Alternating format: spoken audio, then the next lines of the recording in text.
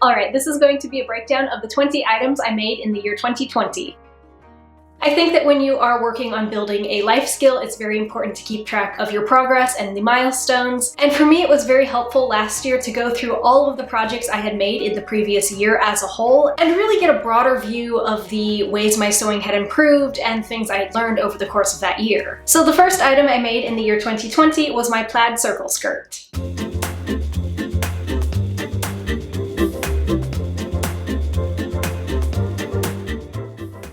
So this was the first project I made of the year, and I used a fabric that I found on Etsy, and it was just the perfect amount to make a big circle skirt. This skirt I did not end up getting the video made yet, I guess. Maybe. It's possible it could happen. So I decided to do 18th century shaped pockets, but then sew them in to the skirt with a facing. And then another interesting design element I came up with is I decided to make the belt loops flip all the way around the top of the waistband from the inside and then button into place so I could unbutton them and flip them to the inside and then use the buttons for suspenders. I really like this skirt overall. I love the fabric, I love the colors, I love the design elements and the cool little details I added. I love the buttons, I love so much about it, but I do not wear it much. And that is because when I was making it, I was having a lot of fun with pattern matching. I was having too much fun with pattern matching to where I kind of forgot that, oh right, the waistband needs to end up a certain size. So my waist size is 27 inches and the skirt is 26 inches, which means that I can wear it, but it's not comfortable. So I don't very often. But I love it too much to have gotten rid of it yet. I considered going back and altering it, but really, when you're a perfectionist, sometimes you just have to tell yourself to like, just keep moving. If I'm going to go back and alter everything that I'm unhappy with, then I'm never going to get anything new made. So I decided to just leave it as is. I'll wear it as long as I feel like wearing it. And when I have sufficiently replaced it with enough skirts that I don't feel like I would miss its absence, then I'll probably give it away or something. Maybe you can convince me to make the video. I really do like it. It just doesn't fit.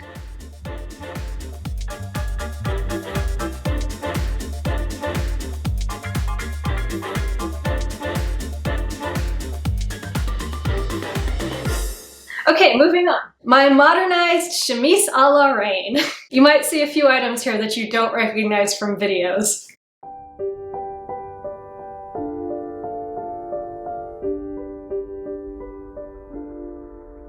The modernized chemise a la reine was the second project I made. This was one of those projects that I was so excited about, and then I finished it and instantly just didn't like it. And I think that the main thing I learned is that more is not necessarily better. I made it with 4 yards width of like complete circumference gathered into everything. And this is super lightweight cotton lawn. And I found that 4 yards was so much bulk, I literally couldn't gather it up. Like it was too much to even gather. So I had to take out a chunk, and it's still massively bulky. It's the kind of thing that like I can see how it would look better with stays, but with your natural curves, if you have any, it like kind of bubbles up and simulates fat rolls. That was my feelings about it. So this is one that I really want to redo this project. The next time I'm going to use a lighter fabric still, and I'm going to greatly reduce the amount of yardage that I use. I used a modern sleeve pattern, and that was a mistake, which, you know, again, a year's worth of learning. I now know why. Oh, also, I do not like it tying in the back. It's one of those things that it's not terrible. I just don't like the way it looks on me, so I never wore it. Looks nice on camera though. Very, very ethereal and white.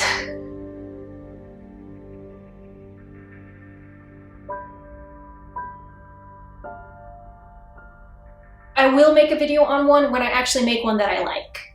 Linen track shorts.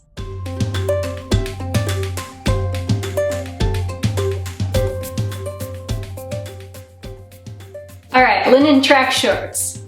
You can't even see them, this is kind of pointless. Alright, this is the first project that I actually did make a video on last year, and I don't really have a lot to say about them because they turned out great. I wore this exact, you know, tank top and short set like half of the summer. It's just comfortable. They fulfilled the function I needed. I mean, I might make more if I need more, but I might not need more, so.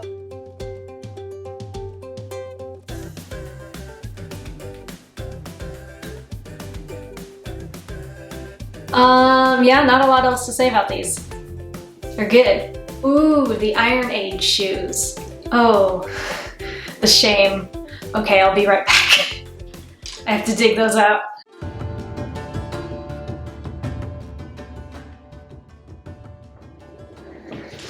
Alright, so these shoes I made kind of on a whim to throw into my Norse-inspired capsule wardrobe video. I loved them. I wore them for like 4 days, and they were beautiful and great, and I got compliments. And then I took them camping and immediately destroyed them. So my sister Michaela and I decided to take a walk down to the river, and we were camping at a horse campground, which we don't know anything about horses, so we didn't understand the implications of that. A trail on a horse campground is not a walking trail, it's a horseback riding trail, which means ankle deep mud. So that like suctioning just destroyed the soles. I mean, they were destroyed by the time we got down there. And like this was like, it was so soft, it was just like flopping backwards. I couldn't walk in them. So then I ended up walking the whole 2 miles back uphill on sharp rocks, barefoot. So that was fun. I think I know what I did wrong. I mean, obviously walking through mud was wrong, but like, I think that when I was making the soles, I didn't scuff them well enough. I didn't use nearly enough glue. I didn't have enough pressure on them when they were drying, and I didn't leave them drying long enough. I don't want to put these with my other clothes on the bed. They're nasty. I mean, you could always say that you made the shoes for prettiness and not hiking upstream a waterfall. Girl, you do not look hot right now. There's no way to cross. Okay, hold up. I might get poison ivy. I don't care about the poison ivy at this point. Go for it! You take our voices, right? Hi. Alright. You need text, did you? Not that I know of. Oh, good. Why do you do that? Oh, it's a long story? Seriously regretting my life choices right now. Okay, next, Nauticin upgrades.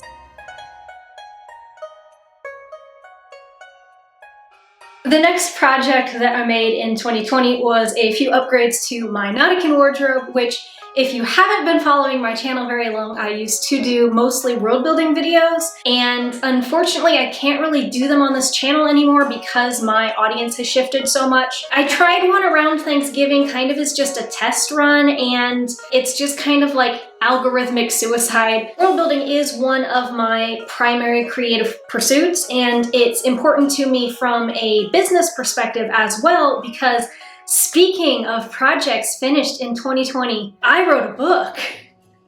I'm not quite done. I have like 2 more chapters to go, but like, dang, if I ever did want to publish, pretty much the only way I would be able to do that is if I already had an established audience. So one of my 2021 goals is that I really want to be able to start a secondary channel just for world building, but I just don't know when that's going to be. So I made these pieces because I was kind of doing some more like evolutions and upgrades, almost like a mythological fashion history timeline of like how different things might have evolved into different pieces. And I went out with some of my friends over the summer and we filmed some more world building content, but then I never ended up making that video. As much as I want to do world building, I know that I need to put more focus on this channel right now because I need the income. So yeah. Next we have, oh, Michaela's wedding dress. Okay, I don't have this one to try on, and it wouldn't fit me anyways. All right, so my sister Michaela was supposed to have a big fancy wedding, and you know, obviously COVID was a thing. So they ended up pushing it until this coming July and just doing a little like family only COVID wedding. Andy didn't want to rent a tux twice, blah, blah, blah. She didn't want to wear her big fancy dress and kind of like spoil the surprise if he wasn't even going to be wearing a tux. Whatever, long story short, I made her a very simple white dress with some lace trim. It was a good learning experience because we're sisters, so we actually have like very similar bodies in that we have the short-waisted thing, but I am very much the triangle shape and she is very much the inverted triangle shape, so it was a good learning experience. I don't regret that dress at all. The next thing I made, the sports bra stays.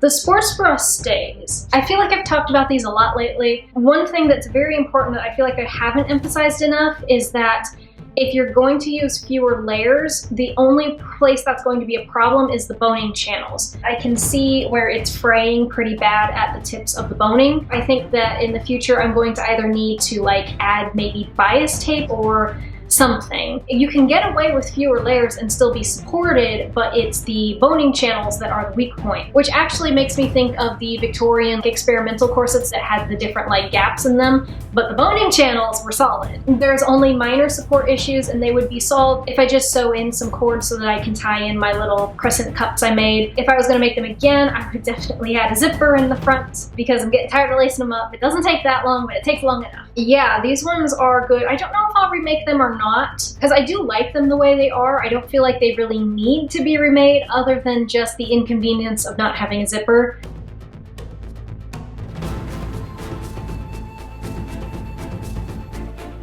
Next we have the 18th century bridesmaid's dress.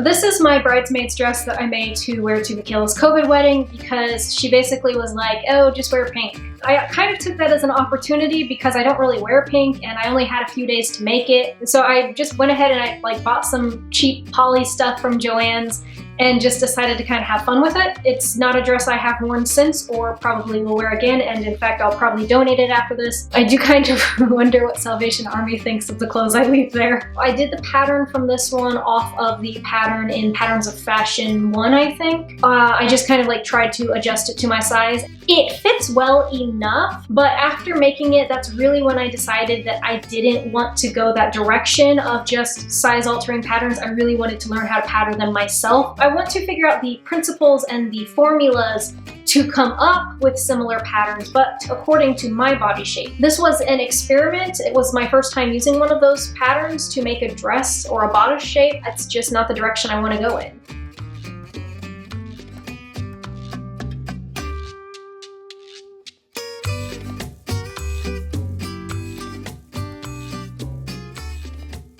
What's next? Oh, the zipper stays.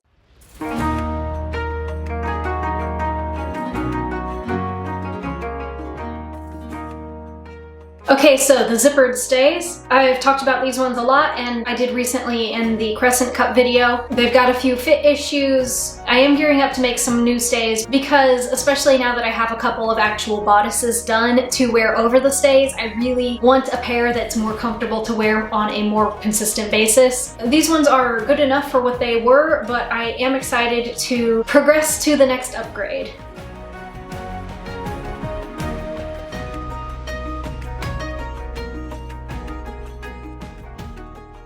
Alright, next, after I finished the zippered stays and I had at least something that I could kind of wear as a, daily wear garment, the next thing I did was I made a series of 5 short projects of items to wear underneath it. So I made a sleeveless shift, which I can say I've gotten the most wear out of. It is especially practical underneath more modern knit tops because I find that with modern knit tops, the even short sleeve shifts, it just kind of gets in the way and you can kind of see the wrinkles through it. The sleeveless shift works great for that purpose. I like it being a shorter length, and in the future I think I'll make them even shorter than that. The next thing was a pair of short drawers. I was very interested for a while in the idea of basically a history bounding underwear alternative. I haven't pursued it lately because it doesn't seem to be worthwhile in the winter, because in the winter it seems like I am wearing pants or leggings or some version of tights. So I've decided that for the winter time, just normal traditional modern underwear is perfectly functional and don't fix what ain't broke. The next item was the shift combinations. I've gotten even less use out of those because if you watch the video therefrom, I mentioned that the crotch was like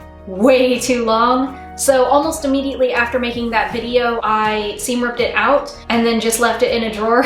So I did just recently finish them. They are ready to go now, but again, I don't think I will really need them until the summertime. And then I made the pocketed petticoat, which I have gotten a fair amount of use out of. My one critique of it is that it adds a little bit more bulk to the skirts than I really want. It is funny how your brain forgets things over the seasons. So when I made that, it was still summertime and I was thinking, you need to have a petticoat to wear under wool because you don't want it touching your skin.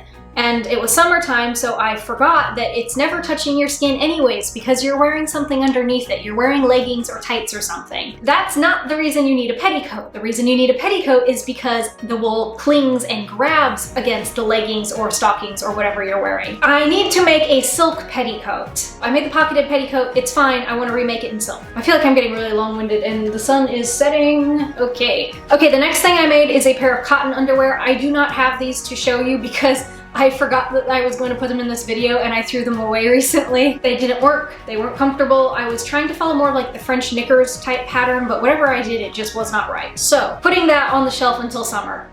What's next? White eyelet pettiskirt.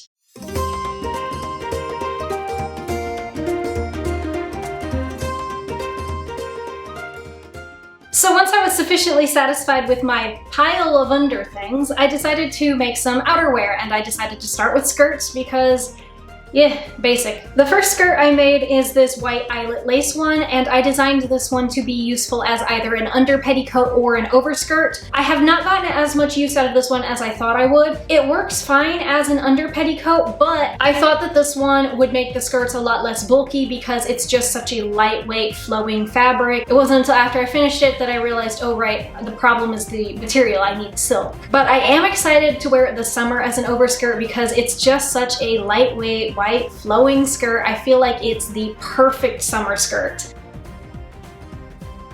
And then the next one I made in that series of skirts was the Mist and Stone skirt.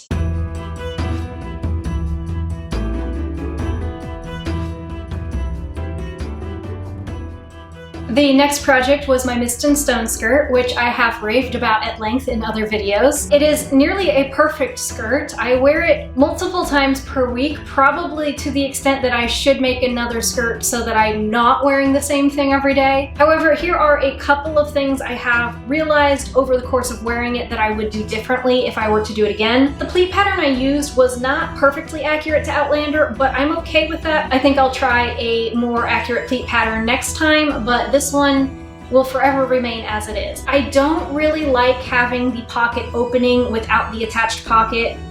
I think I would rather just attach pockets.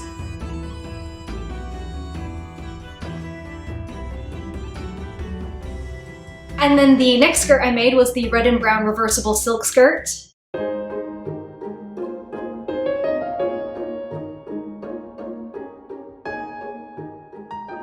And then the last of those three skirts I made was this reversible one, which I have actually worn the least of so far, but it is silk and it wasn't really meant to be a daily wear piece, so I guess that's fine. I wore it a couple times around Christmas time. I still haven't weighed down the hem like I had planned to do. It is a useful piece for, you know, changing up the wardrobe with something a little different and interesting and colorful, pop of color, because I've been making a lot of really neutral stuff this year. What I'm saying is, like, I don't really have anything to criticize, but I don't really have anything to praise. All of this stuff is a lot like newer. I have less to update you on, and I feel like I've talked about it all pretty recently.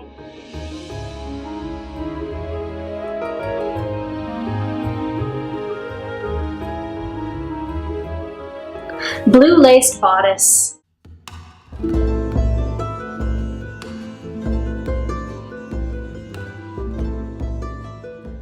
Okay, the blue lace bodice. Again, this one's another recent one. I've already gone into great detail about my criticisms of it. I have worn it casually a few times, not as much as I would like to, and I think that that's mostly just because I'm unhappy with my stays pattern. But one thing I did notice is that I actually am quite warm wearing it, even though like my arms are more exposed than they normally would be. It's a different feeling for the winter time. It's not terrible, it's not that cold.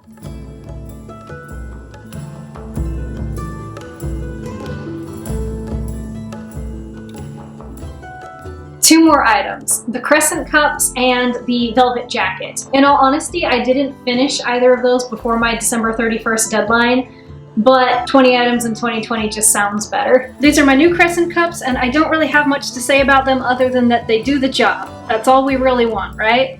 They do the job.